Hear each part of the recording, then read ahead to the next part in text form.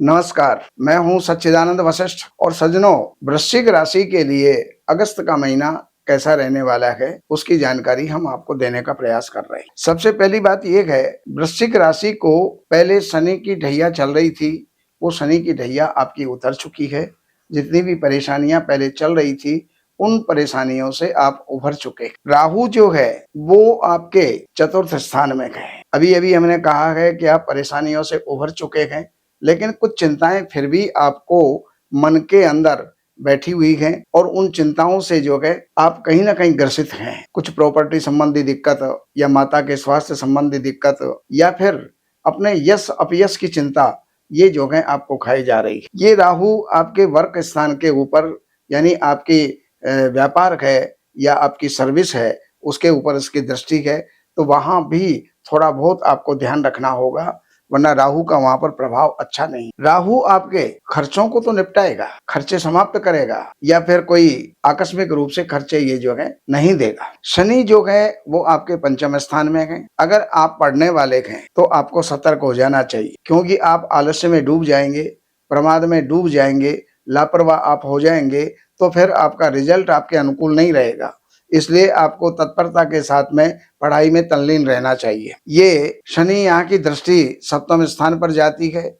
जो अगर व्यापारी हैं तो दैनिक जो व्यापार है या दो पार्टनर हैं आपस में, उनके अंदर कुछ ना कुछ परेशानियां, वाद विवाद या उनके वैचारिक मतभेद उनके हो सकते हैं। पत्नी के साथ भी ऐसा ही रहेगा। शनि की दृष्टि लाभ के स्थान के ऊपर जा रही है। जो भी आपके लाभ हो रहे हैं और उनके अंदर रुक रुक करके आपको जो है लाभ की प्राप्ति होगी। कुटुंब के अंदर कुछ ना कुछ परेशानियां आपको चलेंगी, लेकिन बृहस्पति जो है वो आपके अष्टम स्थान में जरूर है और आप थोड़े बहुत अस्वस्थ रह सकते हैं। लेकिन बृहस्पति का जो और फल है, कुटुंब के अंदर जितना शनि के कारण से विद्रोह या वैमनस्यता जो रहेगी, उसको बृहस्पति सुधारेगा।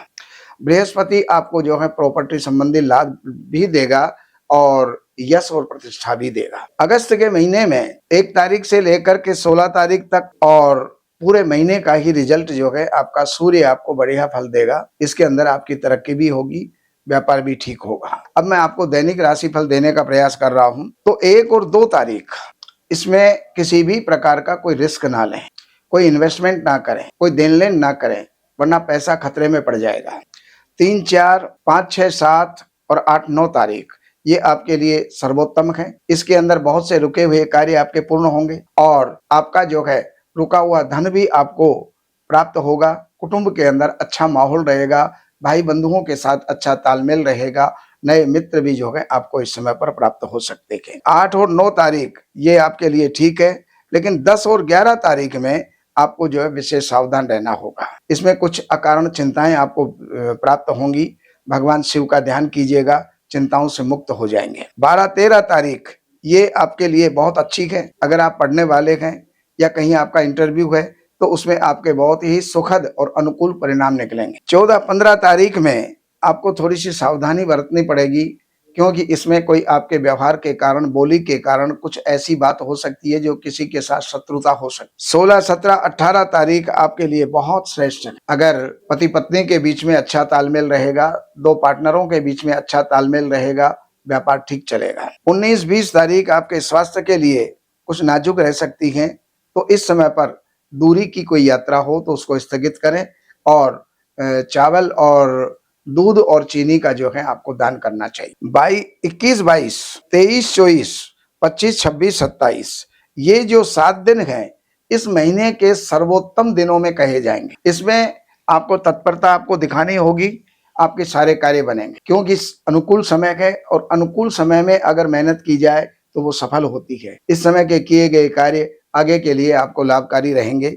यात्राएं भी आपकी होंगी और इसके अलावा राजकीय कार्य भी आपके बनेंगे। कुछ प्रमोशन, तरक्की भी आपको मिल सकती है और इसके साथ साथ आय के साधन आपके बनेंगे। अब आपको 28 और 29 तारीख में पुनः मैं आपको सूचना दे रहा हूं, सचेत कर रहा हूं कि इसके अंदर किसी प्रकार का इन्वेस्टमेंट या देन लेन ना करें, नुकसान हो जाएगा। 30, 31 तारीख आपके लिए मन की प्रसन्नता के लिए बहुत बढ़िया है, स्वास्थ्य के लिए बहुत बढ़िया है और घर परिवार के अंदर सारा अनुकूल रहेगा। ये जानकारी मैंने आपको दी। लेकिन एक निवेदन भी हमारा है, आपके पास अगर जन्म की तारीख, महीना, सन, समय, जन्म स्थान ये अगर है तो आप फ़ोन कीजिए, कार्यालय से अपॉइंटमेंट लीजिए और जो भी आपको जानना है वो आपको जानकारी मिल जाएगी। कार्यालय की सेवाएँ हैं जो कार्यालय को अर्पण करनी है और बाकी जो भी कुछ आपको जानकारी चाहिए, चाहे ज्योतिष से संबंधित, वास्तु से संबंधित, वो सभी जानकारी आपको मिलेंगी।